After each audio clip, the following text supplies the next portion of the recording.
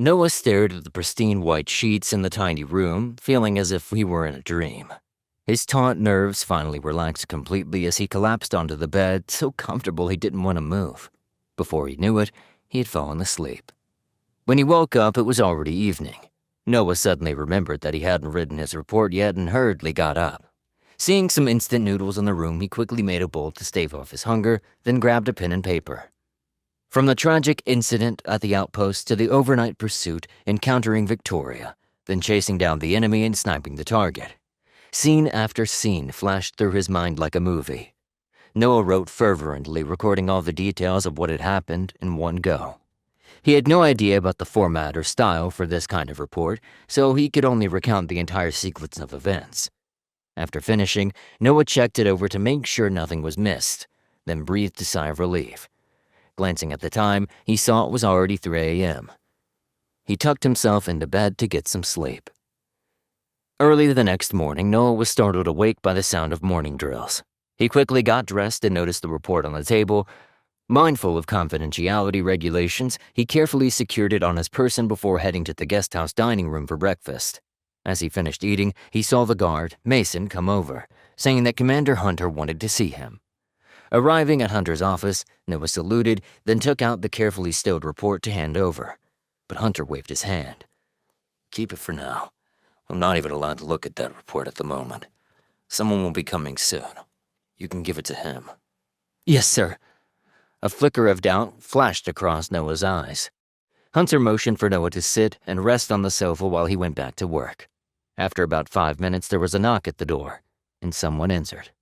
Noah looked up and saw it was the tough-looking man who had led the team to pick up Victoria. Now wearing a sharp military uniform, Noah glanced at the epaulets. 2 bars and 3 stars. The rank of colonel. Hunter greeted the colonel warmly, shaking his hand. "This is Noah Thorne." Noah quickly stood at attention and saluted. "Colonel, sir." Colonel Keith Davis looked Noah up and down, his eyes as sharp as arrows. The gaze made Noah's scalp tingle as if the colonel was peering into his soul. The surrounding air seemed to freeze in an instant, but Noah's inner pride rose. Chest out, he faced it head-on. Having survived multiple life-and-death moments and killed enemies, Noah carried his own edge. Not as sharp as the colonel's, but unyielding.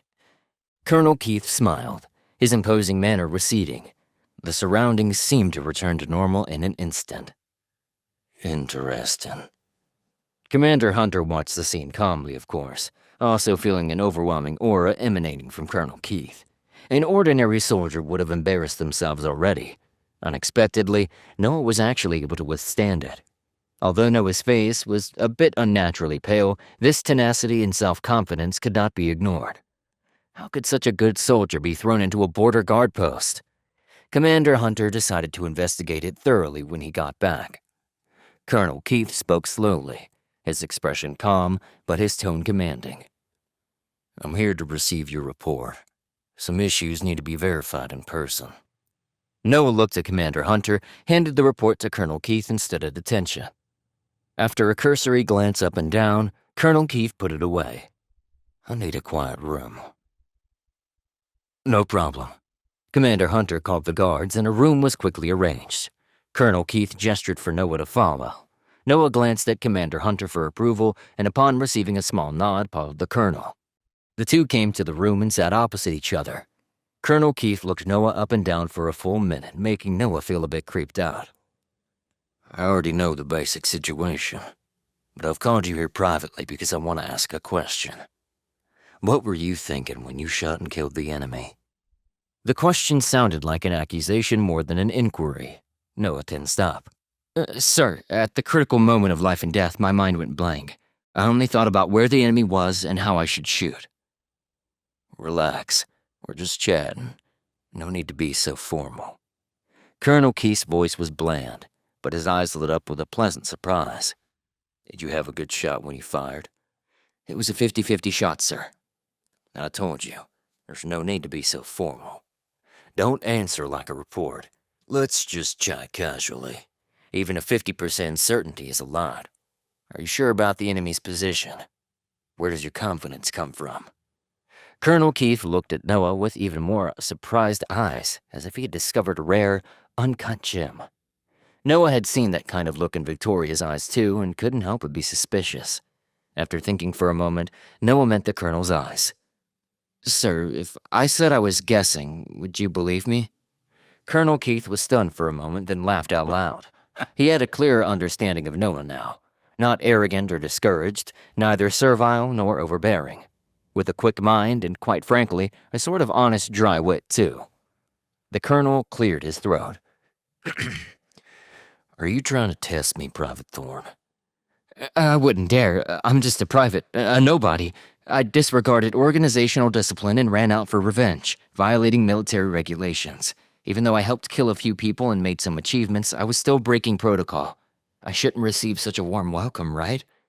First the guest house, then Commander Hunter personally receiving me, and now you, a high-ranking officer, coming over. It doesn't seem like a tribunal. So to be honest, my head is all muddled. What exactly are the military's intentions? It seems you have a clear understanding, and I'm afraid a very ethical soul. I'm not sure how the military will be able to handle you.